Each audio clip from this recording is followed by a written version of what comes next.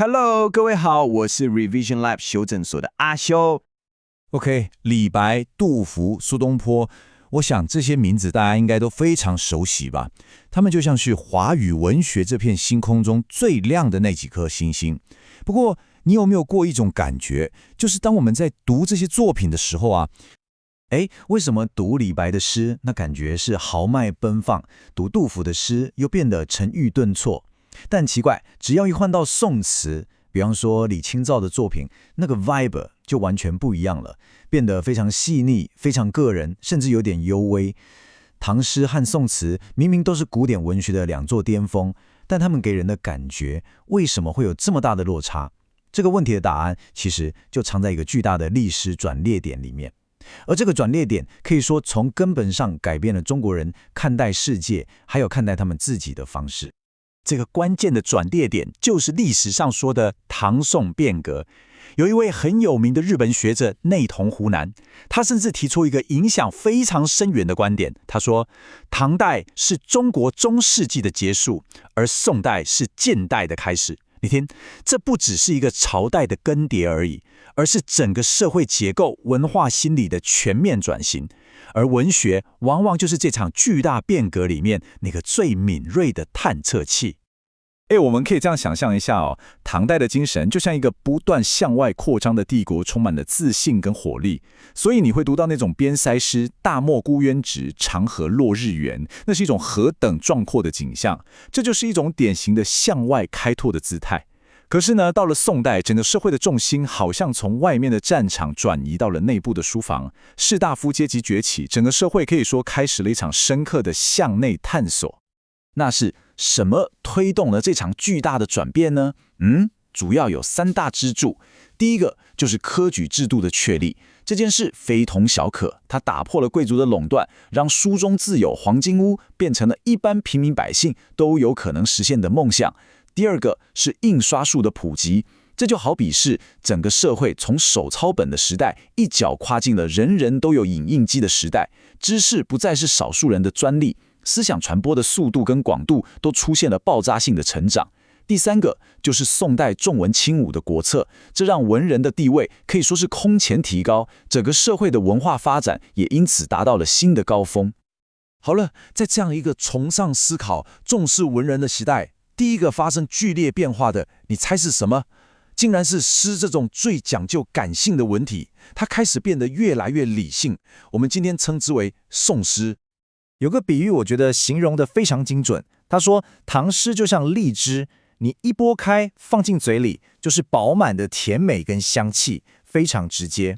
那宋詩呢，它就像一顆橄欖，剛入口的時候，你可能會覺得有點澀，可是你越是咀嚼，那股回甘的滋味就越是明顯。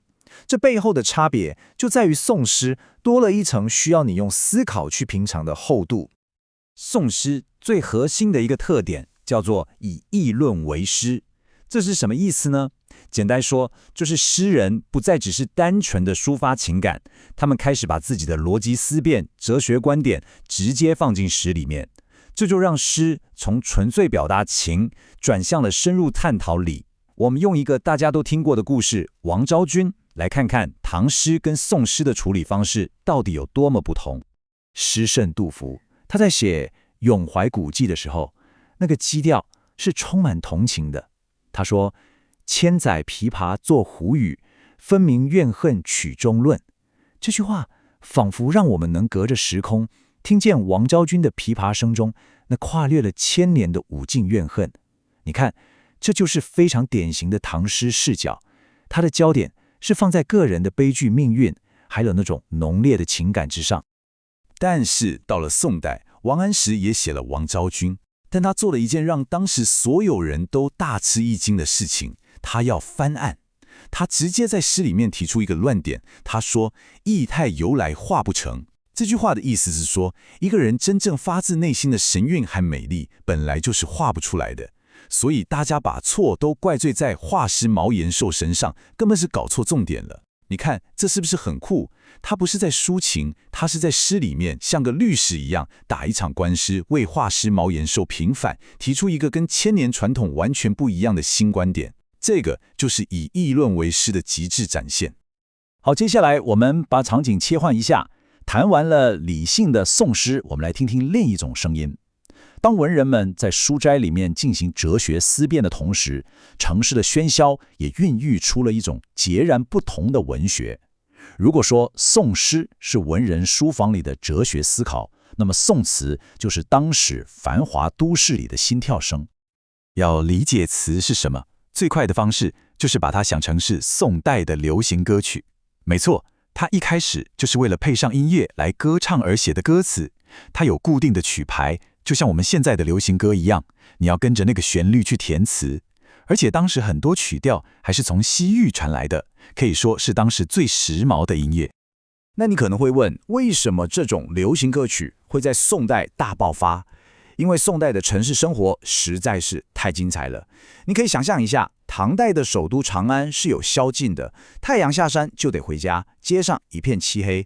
但是宋代的開封或杭州是真正的不夜城，夜市可以開到通宵達旦，酒樓裡歌舞升平。再加上當時有專業的歌妓制度，以及大量需要娛樂的市民階層，這三大因素加在一起，共同創造出一個巨大的娛樂市場，對於新歌新詞產生了海量的需求。正是因為詞的這種出身和功能，讓它發展出一種跟詩完全不同的美學。它不追求那種宏大的敘事，反而極度擅長捕捉那些很難用言語說清楚、非常私密的內心感受。我們來看這句非常有名的詞：懶起畫蛾眉，弄妝梳洗遲。他在寫一個女子的早晨。他為什麼會懶得起床畫眉毛？為什麼梳妝打扮會拖那麼久？詞裡面一個字都沒有解釋，但是我們卻仿佛能看見他那種因為心上人不在身邊，所以提不起勁、百無聊賴又充滿思念的幽微心境。他不是直接告訴你我很想你，而是透過一個極其細膩的動作描寫，把那種複雜的情緒完整地傳達出來。這就是詞的厲害之處。而這種言有盡而意無窮的美學，也深深地影響了後來的文學，甚至到我們現在聽的流行歌曲，你會發現最高明的歌詞都不是直接說我愛你，而是透過一個場景、一個動作，讓你去感覺到那份情緒。說到這裡，我們差不多可以來做個總結了。從唐詩到宋詩，再到宋詞的演變，其實就是一場非常深刻的文學的內在轉向。這不僅僅是風格的改變，更是文學表現力的巨大擴展。我們把剛剛講的重點快速整理一下。首先是唐詩，它的焦點是向外的、集體的、濃烈的，核心關鍵字是情。接着到了宋代，宋詩把焦點轉向內在，開始進行理性的哲學的思辨，核心關鍵字變成了理。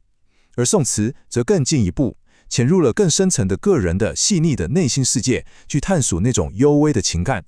文學就像一顆鏡頭，從一開始拍攝壯闊的遠景，慢慢的變焦，最後對準了人類最細微的內心活動。這就引發了另一個非常有趣的思考，也讓我不禁在想，從唐詩的豪邁到宋詞的細膩，文學總是反映着一個時代的精神。那回過頭來看我們自己，如果我們這個資訊爆炸、節奏飛快的時代，也要誕生一種具有代表性的文學，你覺得它會是什麼樣子呢？會是迷因嗎？還是短影音的腳本？或者是其他的什麼東西呢？總結一下今天的重點，唐詩與宋詞的巨大差異，源於唐宋變革帶來的社會結構與文化心理轉型。